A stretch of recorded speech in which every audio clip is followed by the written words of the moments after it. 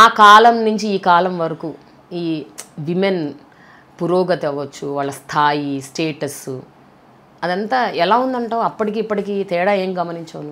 మా అప్పుడు ఎడ్యుకేషన్కి అంత ఇంపార్టెన్స్ లేదు పిల్లలకి, ఆడపిల్లలకి ముఖ్యంగా.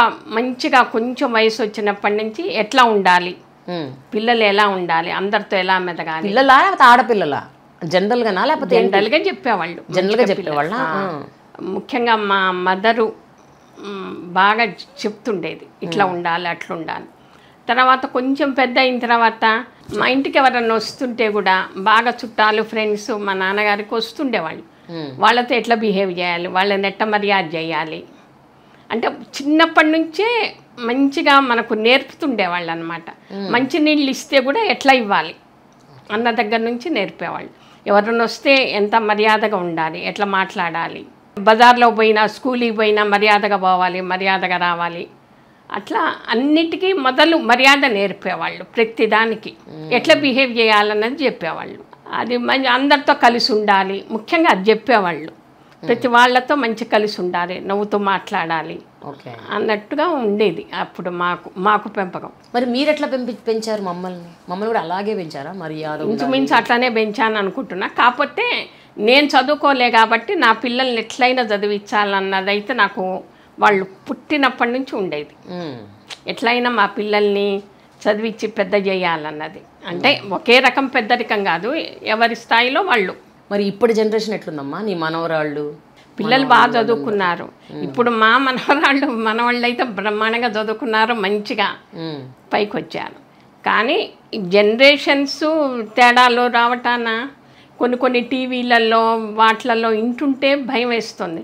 నేను మొన్న ఎప్పుడో చిన్న ఏదో స్క్రోలింగ్ చూస్తుంటే దాంట్లో ఆ అమ్మ నాన్నకి ఇల్లు ఉంది, నా పెళ్ళైతే నా మొగుడికి ఇల్లు ఉంటుంది, నాకు ఇల్లు లేదు అంటుంది. మేము వెనక మా మొగుడిల్లే మా ఇల్లు అనుకుంటేవాళ్ళం, మా అత్తగారిల్లే మా ఇల్లు అనుకుంటేవాళ్ళం. ఇప్పుడు ఎందుకు ఆ పిల్లలు అంత తేడా ఏమిటి?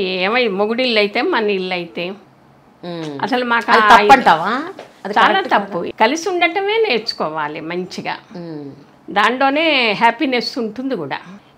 మంచిగా డబ్బులుంటే ఇల్లు ఉద్దేశం ఇది అయి ఉండొచ్చు కదా. అంటే మేము ఎక్కడున్నా కూడా మాకంటూ ఒక ఉనికి లేదు, మాకెప్పుడు మేము అందరూ వేరే వాళ్ళ మీద డిపెండ్ అవ్వాలి, వాళ్ళ పేరు మీదే మా పేరుతో యాడ్ అవుతుంది, కానీ మాకంటూ ఒక ఐడెంటిటీ లేదు అన్నది తన పాయింట్. అవును, నువ్వు పెద్ద సంపాదించుకొని కొనిస్తే ఇవ్వు మంచిగా పేరెంట్స్కి, అది వేరు.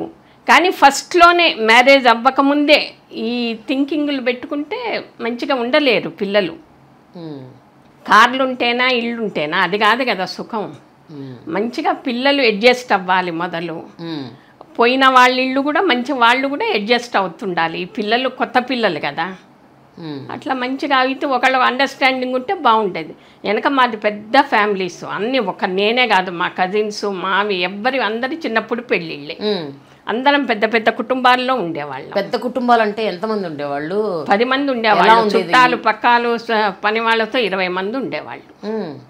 మంచిగా సరదాగా ఉండేది. కొంచెం స్ట్రెయిన్ కూడా ఉండేది, చికాకు అన్నీ ఉండేవి. కానీ దాంట్లోనే మాకు ధైర్యం వచ్చేది.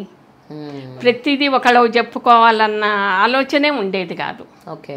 ఇప్పుడు పిల్లలు చిన్నది వస్తే కూడా తట్టుకోలేకపోతున్నారు. ఎందుకంటావు? నీకేమనిపిస్తుంది? వాళ్ళ పెంపకాలు ఒక్కళ్ళు ఉండటం, ఇండిపెండెంట్గా పెరగటం, దాంతో వాళ్ళు స్కూల్లో పోతారు వస్తారు, పాపం చదువులు హోంవర్కులు, ఇక వేరే చుట్టం లేదు పక్కన లేదు ఇంటికి, తల్లిదండ్రులు ఉద్యోగాలు, దాంతో వాళ్ళకు అందరితో మెదగటం అనేది పాపం రావట్లేదు పిల్లలకి. వాళ్ళని తప్పు పట్టలేము పిల్లల్ని.